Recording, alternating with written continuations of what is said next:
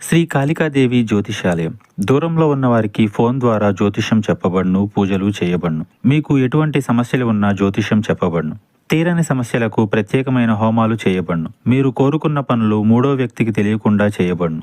భార్యాభర్తల సమస్యలు, ప్రేమ సమస్యలు, కుటుంబ సమస్యలు, పెళ్లి, సంతాన సమస్యలు, మీకు ఎటువంటి సమస్యలు ఉన్నా జ్యోతిష్యం చెప్పబడును. గురూజీ గోవిందరాజు. Phone number 9398344096. ఈ రోజున ఖచ్చితంగా కన్యా రాశి జాతకులు ఈ నిజం విని తట్టుకోలేరు. ఏమిటి ఆ నిజం? ఏం జరగబోతుంది? ఎటువంటి ఫలితాలు వీరికి గోచర రీత్యా కలగబోతున్నాయి? అన్ని వివరాలు వీడియోలో తెలుసుకుందాము. వీడియో మీకు నచ్చితే ఒక చిన్న లైక్ అయితే చేసి మమ్మల్ని సపోర్ట్ చేయండి. ఇక ఆలస్యం లేకుండా వీడియోలోకి వచ్చేద్దాము. మధ్యాహ్నం 1:30 దాటాక చంద్రుడు అష్టమ స్థానంలోకి ప్రవేశించి రాహు కుజుల దృష్టి తాకుతుంది. మీ జీవితంలో ఇది గూఢ విషయాల బహిరంగంగా భావించబడుతుంది. ముఖ్యంగా మీ వ్యక్తిగత జీవితంలో నమ్మకంపై ఒక పెద్ద గాయం మోపబడుతుంది. మీరు ఆశించిన వారి నుంచి గట్టిగానే దెబ్బ తగలొచ్చు. మీరు నమ్మిన వ్యక్తి మీరు ఊహించని ప్రవర్తన చేస్తారు. గడచిన కాలంలో వారిపై చాలా నమ్మకం పెట్టుకున్నారు. ఇప్పుడు పూర్తిగా భిన్నంగా మారిపోయి మిమ్మల్ని మోసం చేసినట్లు తెలిసే దుస్థితి దాపురిస్తుంది. ఇది కేవలం వ్యక్తిగతం కాదు, ఆర్థికంగా లేదా పరువు విషయంలో కావచ్చు. మీ దగ్గర వారే మీ యొక్క అభివృద్ధి అడ్డుకోవడానికి చేస్తున్న కుట్ర కావచ్చు. ఒక్కసారిగా చెవిన పడుతుంది.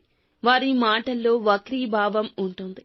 ఎవరో ఒకరు రికార్డింగ్ మెసేజ్ లేదా థర్డ్ పర్సన్ ద్వారా ఈ నిజం మీకు తెలుస్తుంది. విన్న వెంటనే అసహనం, దుఃఖం, కోపం కూడా కలగడం సహజమే. కానీ ఆవేశం తగ్గించుకోండి. సోషల్ మీడియాలో, వర్క్ ప్లేస్ లో లేదా కుటుంబ సభ్యుల్లో ఒక లేనిపోని అపవాదం ఫలితంగా బాధపడే అవకాశం ఉంటుంది. ఇది వినగానే మీరు వెంటనే స్పందించాలనిపిస్తుంది. కానీ క్షణికంగా ఆగితే మీకు చాలా నష్టం పూరించబడుతుంది. తీవ్రమైన మానసిక ఒత్తిడి ఈ రోజు కలగొచ్చు. కొన్ని గంటలు ఏం చేయాలో అర్థం కాకపోవచ్చు. తక్షణ నిర్ణయం ప్రమాద గంటికలు మోగిస్తుంది. నిశ్చలంగా ఆలోచించండి.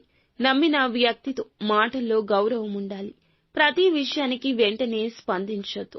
దెబ్బతిన్న వాటి నుంచి ఆ గుండెతో తీసుకునే నిర్ణయాలు సాధారణంగా పశ్చాత్తాపాన్ని కలగచేస్తాయి. మీ దగ్గర ఉన్న వివరాలు గోప్యంగా ఉంచండి. నిజం తెలుసుకున్నా కూడా వాటిని బయట పెట్టొద్దు.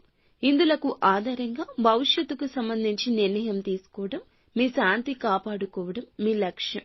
మీ మేధస్సును ఉపయోగించి ఆ వ్యక్తికి ఎలా దూరంగా ఉండాలో ప్రణాళిక చేసుకోండి.